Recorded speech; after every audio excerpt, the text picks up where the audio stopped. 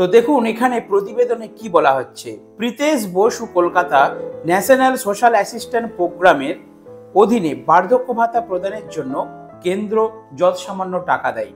পশ্চিমবঙ্গে জয় বাংলা প্রকল্পের অধীনে বৃদ্ধ, বিধবা ও বিশেষভাবে সক্ষমদের মাসিক ভাতা দেয় মমতা বন্দ্যোপাধ্যায়ের সরকার। এই 3 ক্ষেত্রে মোট 1 কোটির কাছাকাছি নাগরিককে প্রত্যেক মাসে মাথা পিছু 1000 টাকা করে দেওয়া হয়। তার মধ্যে কেন্দ্র রাজ্য যৌথ প্রকল্প NSAPর অধীনে বার্ধক্য ভাতা প্রাপক রয়েছেন 20,67,000। সংখ্যাটা মনে রাখবেন। এই সংখ্যা উপভোক্তাদের প্রত্যেকের জন্য মাত্র 300 টাকা দেয় কেন্দ্র। শুধুমাত্র 80 ঊর্ধ্বদের জন্য কেন্দ্র দেবে 500 টাকা। এইভাবে তাদের ব্যাংক অ্যাকাউন্টে প্রতি মাসে কত 1000 টাকা করে দেওয়া হয়। তার মধ্যে কেন্দ্র রাজ্য যৌথ প্রকল্প একসাথে কিন্তু দেওয়া হচ্ছে। শুধুমাত্র এইভাবে তাদের ব্যাংক অ্যাকাউন্টে প্রতি মাসে 1000 টাকা করে ঢোকে। শুধুমাত্র যৎসামান্য টাকা দিয়েই খালাস হওয়াই নয়, 1 দশকের বেশি কাল ধরে উপভোক্তার সংখ্যা এবং রাজ্যগুলির কোটা বাড়াতে ব্যর্থ হয়েছে মোদী সরকার। ভালো করে পয়েন্টটা লক্ষ্য রাখুন। যেমন পশ্চিমবঙ্গের কোটা হলো 20,67,000, কিন্তু এর বেশি একজনকেও টাকা দেবে না নয়াদিল্লি। তাদের মধ্যে যদি কেউ মারা যান বা বাদ পড়েন তাহলে তার জায়গায় নতুন কোনো উপভোক্তার নাম ঢোকে। আশা করি বন্ধুরা বুঝতে পেরেছেন। দেখুন, ধরুন যেই সংখ্যক বার্ধক্য ভাতা দেয়া হচ্ছে সেই সংখ্যাটা কিন্তু দিল্লি থেকে বরাদ্দ করে দিচ্ছে যে এই সংখ্যার মধ্যে আমরা কিন্তু বার্ধক্য ভাতা দেবো। তাহলে বাকি এক্সট্রা যদি কাউকে আলাদা করে বার্ধক্য ভাতার টাকা দিতে চায় রাজ্য সরকার, তাহলে কি করতে হবে?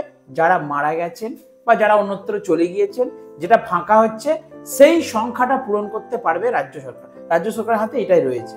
সেই জন্য যারা অন্যত্র চলে গেছে বা মারা গেছে, যেই সংখ্যাটা ফাঁকা হয়েছে সেই সংখ্যাটাই পূরণ করবে এবং তাদেরকে কিন্তু নতুন বার্ধক্য ভাতা দেওয়া হবে। আরও আছে প্রতিবেদন। সম্প্রতি গ্রাম বাংলায় সমীক্ষা চালিয়ে পুরুষ ও মহিলা মিলিয়ে মোট 7,46,000 ভাতা পাওয়ার যোগ্য হিসাবে চিহ্নিত করা হয়েছে। কিন্তু কেন্দ্রীয় কোটার অধীনে এ রাজ্যের মাত্র 1.5 লক্ষ ব্যক্তির নাম ঢোকানো সম্ভব। ভালো করে পয়েন্টটা লক্ষ্য রাখুন এবং আপনারা বুঝুন যে কেন আপনাদের নতুন বার্ধক্য ভাতা এখনো চালু হচ্ছে না। কি বলা হচ্ছে? যে পুরুষ মহিলা মিলিয়ে 7,46,000 জনকে বার্ধক্য ভাতার পাওয়ার যোগ্য, মানে 7.5 লক্ষ নাম এন্ট্রি হয়েছে, কিন্তু ফাঁকা আছে কত? 1.5 লক্ষ নাম, মানে 1.5 লক্ষ জনকে দেওয়া সম্ভব। এবারে ভাবুন কাকে দেবে আর কাকে দেবে না। 7.5 লক্ষের মধ্যে 1.5 লক্ষ দেওয়া হবে, বাকি 6 লক্ষ ব্যক্তির কি হবে? সূত্রের খবর, এই সমস্ত প্রান্তিক মানুষকে সুরাহা দিতে বাংলার কোটা অন্তত 6 লক্ষ বৃদ্ধির জন্য কেন্দ্রকে বলা হয়েছে। মেন পয়েন্ট আজকে আপনাদেরকে শেয়ার করলাম। 7.5 লক্ষ মোট বার্ধক্য ভাতা এবং বার্ধক্য ভাতায় পুরুষ এবং মহিলার নাম জমা পড়েছে, তারা পাওয়ার যোগ্য 7.5 লক্ষ, কিন্তু ফাঁকা আছে 1.5 লক্ষ, বাকি 6 লক্ষ যাতে দেওয়া হয় নতুনদের, সেই আবেদন রাজ্য সরকারের তরফ থেকে কেন্দ্রের কাছে কিন্তু করা হয়েছে। কারণ কেন্দ্র অনুমোদন না দিলে কিন্তু আপনাদের বার্ধক্য ভাতা কেউ পাবে না। আসল কারণটা আজকে আশা করি বুঝতে পেরেছেন। শুক্রবার এই বিষয়ে কেন্দ্রের সঙ্গে রাজ্যের একটি ভার্চুয়াল বৈঠক অনুষ্ঠিত হয়। এই দাবি জানানো হয় সেখানেই। আচমকা এই প্রস্তাবে কার্যত ভেবাচাকা খেয়ে যান কেন্দ্রের উপস্থিত কর্তারা। কোটা বৃদ্ধির বিষয়ে কেন্দ্র যে দিশাহীন তাও তাদের বক্তব্যে পরিষ্কার হয়ে গিয়েছে। রাজ্যের প্রশাসনিক মহল থেকে পাওয়া গিয়েছে এই ব্যাখ্যায়। কি অবস্থা দেখুন বন্ধুরা। এনএসপি প্রকল্পের উপভোক্তাদের জন্য কেন্দ্র 200 কোটি দিলে রাজ্যকে দিতে হয় 600 কোটিরও বেশি টাকা। আবার প্রত্যেক নির্দিষ্ট নিয়মে যাচাই পর্যন্ত চলে। আর্থ সামাজিক জাতি গণনার 7টি নির্ণায়ক তথ্যের ভিত্তিতে এবছর বিশেষ সমীক্ষা চালানো হয়। তাতেই যোগ্য বার্ধক্য ভাতা প্রাপকদের নাম ঠিক হয়েছে। এই তথ্য হাতে নিয়ে শুক্রবার রাজ্যের কর্তারা বৈঠকে বসেন। অযোগ্য উপভোক্তাদের বাদ দিতে অনেক রাজ্যই প্রতি বছর নিয়ম মাফিক সমীক্ষা হয় না, ফলে সেখানে কোটা পুরো নিয়েও প্রশ্ন ওঠে। সেক্ষেত্রে তাদের কোটা থেকেই বাংলার বরাদ্দ বৃদ্ধির প্রস্তাব দেওয়া হয়েছে। অর্থাৎ বাংলার যে বরাদ্দ সেটা কিন্তু বাড়ার একটা প্রবল সম্ভাবনা রয়েছে। 1 দশকের বেশি কাল যাবৎ কেন্দ্র কোটা বাড়ায়নি, তাই সমাজ কল্যাণ, কৃষি, অনগ্রসর শ্রেণী কল্যাণ প্রভৃতি দপ্তরের মাধ্যমে মমতা বন্দ্যোপাধ্যায়ের সরকার কয়েক লক্ষ মানুষকে বার্ধক্য ভাতা প্রদানের সম্পূর্ণ আর্থিক দায়িত্ব পালন করে চলেছে। এখানেই সংশ্লিষ্ট মহলের ব্যাখ্যা, কেন্দ্র অবিলম্বে রাজ্যের কোটা না বাড়ালে সামাজিক কল্যাণ প্রকল্পে বাংলার উপর আর্থিক চাপ বৃদ্ধির আশঙ্কা থাকবে। ভালো করে আশা করি বন্ধুরা বুঝতে পেরে গেছেন। অর্থাৎ কেন্দ্র বাড়ালে তবে কিন্তু রাজ্য বাড়াবে। কেন্দ্র যদি বাড়ায়, কেন্দ্র যদি বার্ধক্য ভাতার কোটা বাড়ায়, তবেই কিন্তু রাজ্য সেই কোটা পূরণ করবে। আশা করি বুঝতে পেরেছেন। অর্থাৎ রাজ্য যদি এই 6 লক্ষ, আপনারা ভাবুন যে 6 লক্ষ মানুষ পাওয়ার যোগ্য, যে 6 লক্ষ পুরুষ মহিলারা বার্ধক্য ভাতা, ওল্ড এজ পেনশন পাওয়ার যোগ্য, তাদেরকে যদি রাজ্য সরকার দিতে চায়, এখন যদি দেয় 6 লক্ষ গুণিতক 1000, টোটাল অ্যামাউন্টের চাপটা কিন্তু রাজ্যের উপরে পড়ে যাবে।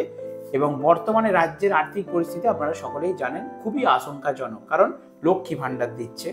আর অ্যাকচুয়ালি বার্ধক্য ভাতা আপনাদের যে টোটাল অ্যামাউন্টটা দেবে, মানে যেটা কোঠা পাওনা, সেই পাওনার মধ্যে হলো 1.5 লক্ষ মানুষ পাবে। সেখানে আবার কি 1000 টাকার মধ্যে 300 টাকা দেয় কেন্দ্র সরকার আর 700 টাকা দিচ্ছে রাজ্য সরকার। তাহলে ভাবুন মমতা বন্দ্যোপাধ্যায় সরকারের উপরে কতটা চাপ আছে, কতটা প্রেশার আছে। তো এই প্রেশার নিয়ে বার্ধক্য ভাতা তিনি দিয়ে যাচ্ছেন, তারও উদ্যোগের জন্য কি করেন। তো একটা কিন্তু বৈঠক হয়েছে, নবান্ন সূত্রের খবর, যে কেন্দ্র ধরুন দিলেন না, ধরুন কেন্দ্র দিল না, যে এই 6 লক্ষকে আমরা দিতে পারবো না, যেমন যদি চলবে, আমরা সংখ্যাটা বাড়াতে পারবো না, যেই লিমিটেড সংখ্যাটা রয়েছে সেই সংখ্যার মধ্যে আপনাদেরকে বার্ধক্য ভাতা দেওয়া হবে। তো তখন রাজ্য কিন্তু যদি বাড়াতে যায় তাহলে একটা আর্থিক চাপ এসে যাবে। তো আমারও মনে হয় বা আপনাদেরও মনে হয় যে রাজ্য বাড়াবে না, কারণ রাজ্য এত চাপ নিতে পারবে না। কেন্দ্র যদি বলে যে হ্যাঁ এই 6 লক্ষের মধ্যে 2 লক্ষ নাম আরো নতুন করে দেওয়া হোক, তাহলে রাজ্য কিন্তু সেই 2 লক্ষকে বাকি টাকাটা দিতে পারবে। কারণ কিছুটা টাকা যদি কেন্দ্র থেকে আসে অনেকটা সুরাহা হবে, দেওয়া যাবে, মেবি হতে পারে এটা। তো যাই হোক, বৈঠক হয়েছে, রাজ্যের তরফ থেকে 6 লক্ষ নতুন লিস্ট আছে পাওয়ার যোগ্য। এই লিস্ট কিন্তু দিল্লি সরকারের কাছে জমা দেওয়া হয়েছে এবং তাদের কাছে রাজ্য সরকারের পক্ষ থেকে আবেদন রাখা হয়েছে যে যাতে ওনাদেরকে কিন্তু এই প্রকল্পের টাকা, বার্ধক্য ভাতার টাকা দেওয়া হয়। দেখা যাক দিল্লি সরকার কি করে। তো এখন পুরোপুরি না করলেও পরবর্তীকালে হয়তো গ্রিন সিগন্যাল আসতে পারে। আর আমার দাদা ঠাকুমারা যারা ওয়েট করে আছেন, এবছর জানুয়ারি মাসের শেষ এবং ফেব্রুয়ারি মাসের শুরুতে যে দুয়ারে সরকার ক্যাম্প, সেখানে অনেকেই জমা দিয়েছিলেন, অনেক বন্ধুরা কমেন্ট করেছেন, দেখলাম যে দুয়ারে সরকার ক্যাম্পে আমরা জমা দিয়েছি, ডকুমেন্টস ভেরিফিকেশন কমপ্লিট, সমস্ত ডাটা এন্ট্রি সাকসেস হয়ে গেছে, অনলাইনে স্ট্যাটাস অ্যাক্টিভ দেখাচ্ছে, বাট বার্ধক্য ভাতা চালু হচ্ছে না।